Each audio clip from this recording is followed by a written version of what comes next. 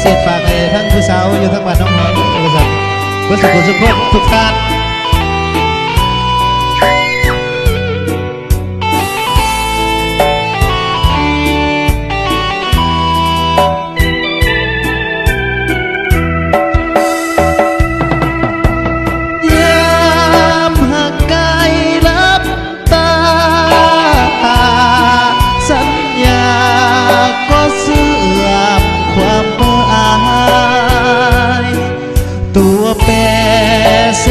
ซึมโด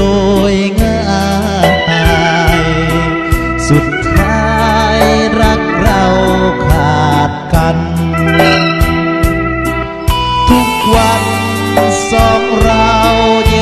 กทางทุกวันสองเราแย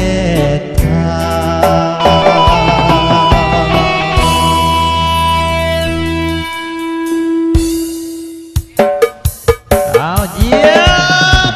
สำหรับคนจีนวันนี้คนใดไม่เห็นงานเจ้า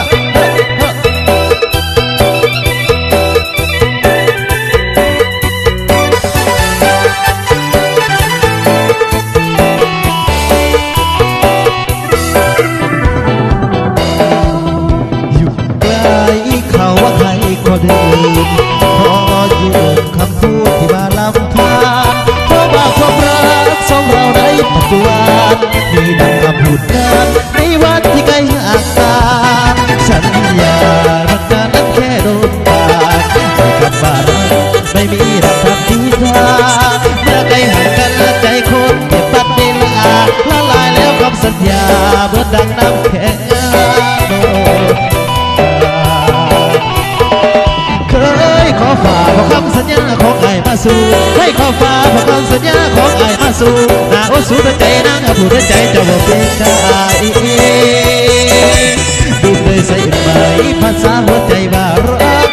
แค่เพียงลมปากพูดแล้วก็เลยจางหายรักแท้อยู่ไกลจำแพงคนไกลเอาใจทิ้งเจ้ามีมาไอที่จริงซึ้งในดวงแดเป็นแผลเสียในใจอายเป็นแผลเสียในใจอายเปิดเข้าหมายบัดเดาทุกสิ่งดูเมื่อคิดว่าเขาเรียบร้อยลงบ่อยราเจ้าของคิดว่าจองเขาแล้วต้องได้ผู้ที่ไหนแค่